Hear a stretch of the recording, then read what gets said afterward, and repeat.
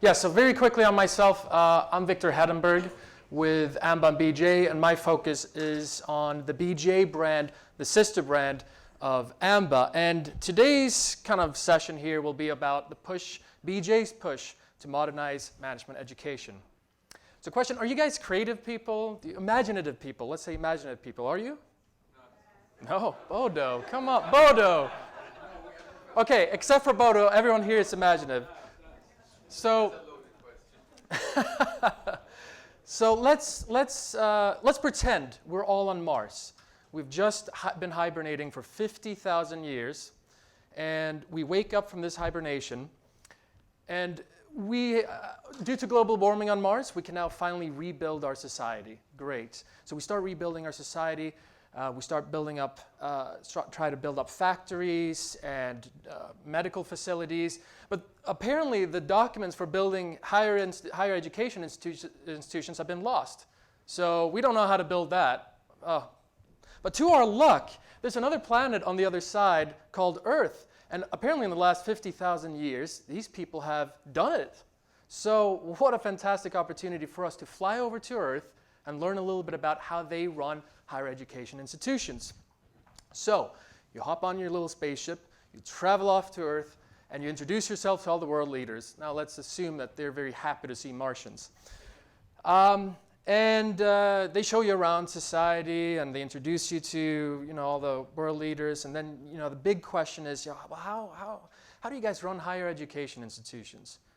Because we've got the kind of primary education done, but what do you do there?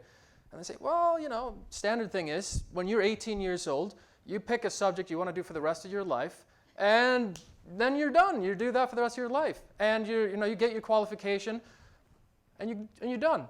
And you sit there and you go, well, that doesn't really make sense. What if you don't like what you do? Or what if you want to change what you want to do? Well, you got to pick it at that time. So, tough luck if you can't figure it out. So what I'm trying to get to, if it isn't apparent already, is that our education model is a bit strange in the higher education aspect, because we're asking people to pick something for the rest of their lives at 18 years old, study that for 3-4 years, and then, figure it out. And most people actually end up doing something that's completely different. And the Institute of Student Employers annual survey, you can download this on the website, showed that more than 50% of graduates or of employers are unhappy with what their graduates have learned in university. So that's not a great figure, and not necessarily pointing to you guys, but if you look at the entire university ecosystem, it's not a great figure. It means there's something that's disconnected. So with regards to education, we have to kind of understand some of the underlying causes. And I think what's really interesting, because when I started doing a little bit of digging on the educational model, the one education model that has kind of gripped the entire world, in a way, is the Prussian education model, not Russian, Prussian. And the Prussian education model is very much based on unity and conformity. It came around the same time as nation building did. It came around the same time as the industrialization of nations began. And so this uniformity approach that everyone is treated kind of equally in a classroom setting, you get your tests, you get your projects, you're done. And everyone starts education at a certain age, and you go on your path afterwards, and so forth. That was all about fostering compliance, unity, and uniformity. And those are not necessarily bad concepts, but they do have their limitations. So some of the negatives, of course, of this is that you treat everyone the same. Everyone is just a figure or a number. There's the teaching right way versus wrong way. Here's the right way of doing things, and here's the wrong way of doing things, which, of course, destroys creativity, three-dimensional thinking, and critical thinking, too. And I think those are really important concepts. If we want people to think creatively and independently, we have to change the morph of the educational model. So what's interesting, if you go even further back, the ancient Greeks kind of already had this figured out in a way. Of course, it applied only to the rich and the males of society, but they were very much based on a mentorship model for the most part. So you were learning with the teacher, and you were learning when you needed to learn. And learning by doing was a part of that educational process. And then if you go a little further ahead, maybe the medieval ages, you look at professional guilds. The professional guilds themselves were about, you start as an apprentice, a master teaches you, you learn with the master. And the master learns things too, but it's an approach where you learn together. And then eventually you become the master and you teach the new apprentices. So if we look at the business school model today, traditionally business schools function very similarly to the Prussian model for a long, long time. And I think something has changed very recently, probably due to the pandemic, but I think also changing demographics too, that we're moving towards more of away from a supply side education model to a demand side education model. So now the students choose where they want to go rather than the schools choosing who they want to attend. And so because of this differentiation, finding a unique selling point, trying different things and innovating is an important part of business school success. And there are a lot of alternatives to business schools now. You have online providers, you have corporate universities. So there's a lot to choose from now, and this competition is forcing schools to think of things differently. And perhaps that move away from the Prussian model is one way to do so. However, there are some, let's say, issues. And if you look at the accreditation industry, I can probably say that we're part to blame for this. If you look at accreditations in general, they tend to be a bit prescriptive, or sometimes very prescriptive. Let's assume, and this is an Indian school that we had on one of our workshops, I think in 2020, if I remember correctly. And he was talking about a school. It was a very interesting concept. The school had a number of faculty, and then a group of students who were interested in hiring a faculty member of that school to mentor them in a process. They would select that faculty member, and then they would basically rent the faculty member for a period of time. So they would meet, they would use the classrooms that were part of the university, but they would only be learning from this faculty member in a certain subject because they knew this faculty member was skilled in that area. And that school was interested in accreditation. I don't remember which one.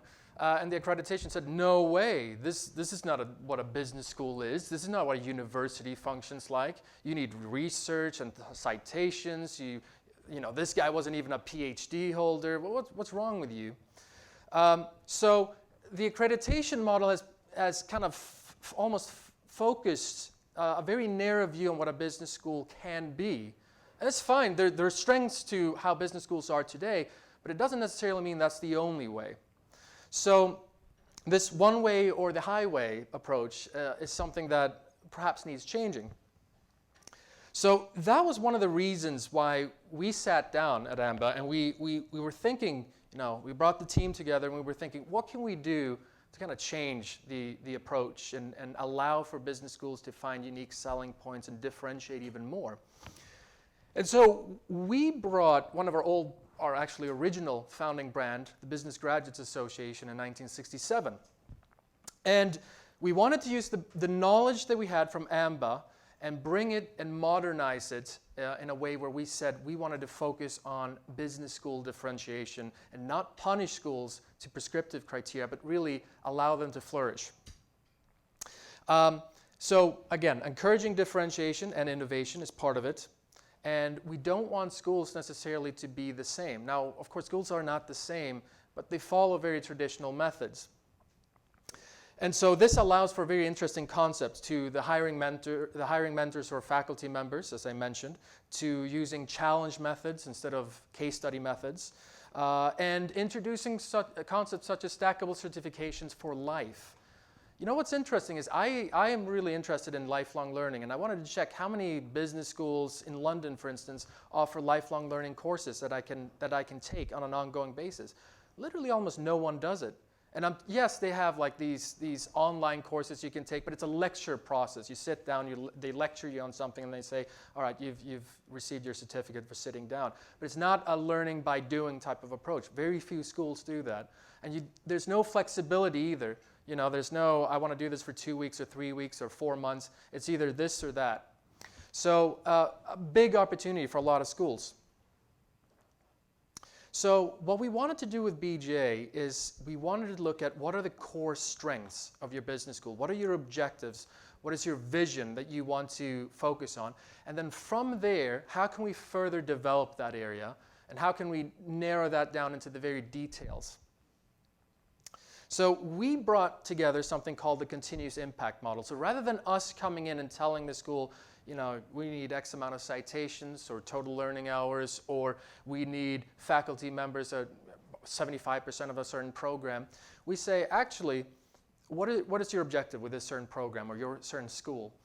And then we measure the impact of that. What are you trying to address? And we developed the continuous impact model to kind of focus, help the school focus on certain areas, from graduate achievement to ecosystem to scholarship. And it allows schools to develop their strengths and also find out what their weaknesses are.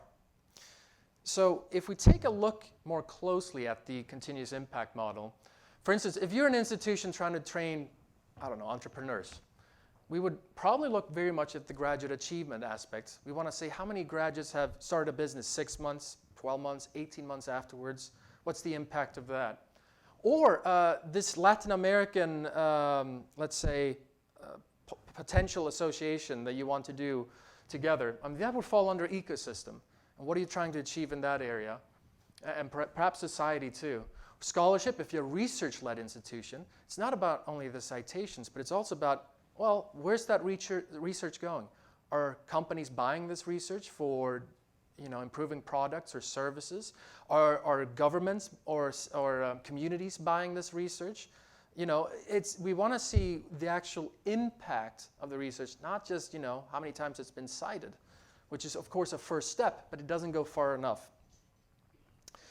And if we go for an example, for instance, let's take a business school out of the blue and says that they have bite-sized courses. Let's say they have what would normally qualify as an MBA, but they've broken it down to very small courses. They don't have any traditional degree programs, very small cohorts, we're talking 10 students, and few academic faculty. They have a few with PhDs, but they have mostly practitioners. We're talking, you know, for current entrepreneurs or business leaders. The problem with a school like this is they would never be able to gain any sort of accreditation because they don't meet any of the prescriptive accreditation criteria that accreditation agencies put on. So this sort of school, you know, gets kind of ignored by a lot of prospect students who it might actually be really good for. Now, if you look at the continuous impact model, what we would do here is that we would reward this sort of school so long as they can demonstrate that they have a value creation. So for instance, the bite-sized courses might actually be serving really well the lifelong learning community. The non-traditional degree programs, perhaps they're focused on an older audience, and therefore they don't need, you know, traditional degree awarding programs. The small cohorts perhaps integrates the cohorts more so that there's more networking and opportunities for them to work together. And perhaps few academics. In this case, you allow for people with hands-on experience and then academics working together to provide the research, to provide something that's really relevant for this particular audience. So at the end of the day, the continuous impact model is kind of the core and essence of BGA. And what we really want to really emphasize here in this process is that business schools shouldn't feel ashamed of trying things that are different from other schools, because this will not be punished in this accreditation process so long as you can demonstrate value creation and an impact on your stakeholders. But again, it goes also to say that you have to know who your stakeholders are. Who is your primary customer? Is it society? Is it the students? Is it the employers? A mix? And that's where this mentorship process with the continuous impact model is basically very important. And the way we do this is, let's say you have a particular metric that you want to create. We have a framework that we have developed which goes from inputs, so perhaps a particular investment that you want to do in incubators, then the activity that you undertake. We look at the output and outcome, and finally the final impact of this process. And I know they're in Colombia right now, the national accreditation, they are actually asking Colombian schools to look at how, your impact. So that is without a framework, of course, and what does exist for under the BGA umbrella is a framework where you can measure your impact, and that's something you can present to your national accreditation body. I know a lot of other countries, their national ministries of education or national accreditations are starting to ask for impact as well. However, they don't know how to formulate that properly. So this is where BGA can help schools do that. And what's really great about an impact model like this is that traditionally, if you gain an accreditation, you will get a logo, you'll get some feedback and advice, and then we'll see you in 3-5 years. But with BGA, we wanted to go a step further.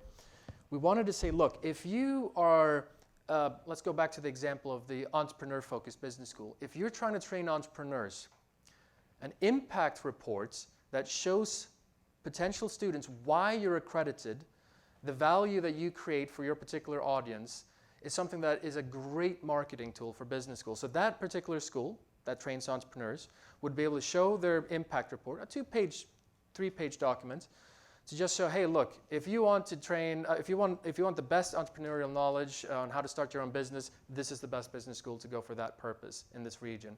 Or if you're a research-led institution, it would be the same thing.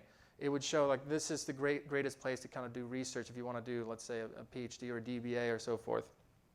But the point is, the impact report allows you to demonstrate why you're accredited to a prospective audience and show your unique selling point, rather than just saying that you're accredited. And this, of course, as I mentioned, this goes back to the very mission of BGA, which is to ensure that business schools innovate and venture beyond conventional means of teaching, where the impact and results of that teaching are stressed in our quality assurance process. It's a very key central point to the BGA accreditation process. And then, of course, we have developed something for both, for schools that are already AMBA accredited, which is an option to go for what's called joint accreditation.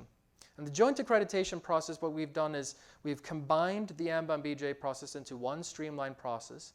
The continuous impact model has been confined to an impact metric exercise and a responsible management exercise.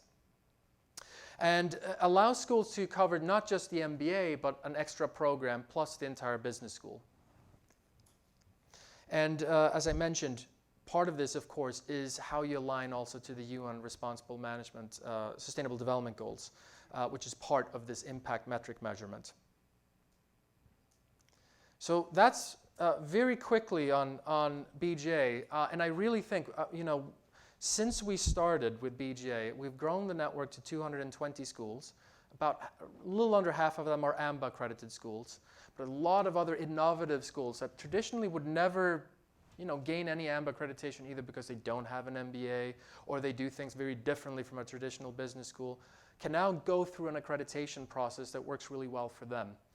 And we think what we'd like to see, at least, is options for prospective audiences where the good schools who can deliver true value gain some their ability to market themselves and push the industry to innovate a little bit further. So we don't want to be the ones who come in and tell schools, you can't do this, you can't do that. We want to encourage schools to try different methods, but do so by creating value. So that's very quickly on this. I'm happy to turn this over to the audience if you have any questions. So thank you very much.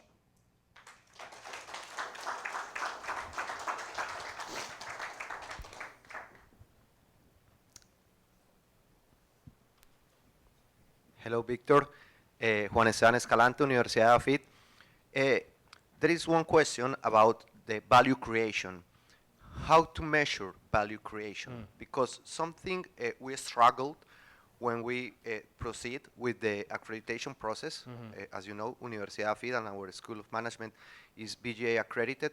But I remember that process, and we had to figure out how to measure value creation and how to really prove that you are impacting the stakeholders that you consider critical to your university. Yeah. good question. So I think really comes down to narrowing down the focus on what it is you want to impact on. So for instance, if let's say you have to link it back to your objectives as a school. If you have a particular objective in a certain area, let's say you want to help impoverished communities that are existing around your business school campus. Well, to measure impact, you can use the framework that I showed earlier. I don't know if I can go back. Oh, there we go. You can use this particular framework and measure basically step by step on what you're trying to do. So if your impact is to help these rural communities, well, what do you need in terms of input? Perhaps you need to bring students, to those rural communities. You have to give scholarships to students of these rural communities so they can study at your university to uplift the activity that you undertake. What you do with those students afterwards. Do you give them a project to work together with the rural community to solve, like, say, a supply water problem or whatever it is? And you work through this chain, basically, and then you try to measure year to year what's happened. So last year, for instance, you may have had the ability to give 5 students that opportunity, and those 5 students, they solved, let's say, a water sewage crisis, or they were able to help a family start a business or whatever it is. And then the second year, maybe there was an even bigger improvement. But the point is, it's really focused very narrowly on what it is you want to achieve, but relate that back to your objectives as a business school. Because otherwise it's very easy to kind of have this massive, ocean of impact, and you're like, oh my God, I don't know what to do. So it's very important to focus on that. And one thing I didn't mention too is that the BGA accreditation process is very mentorship and consultation focused. So what we want to do is work together with the school to define what that impact's supposed to be, what your objectives are. Are your objectives perhaps too, let's say, too large or not narrowly focused enough? Well, we'll help you narrow those down. But the key is it's a very consultation-based accreditation approach, and it's fine to make some errors in the beginning. The point is continuous improvement.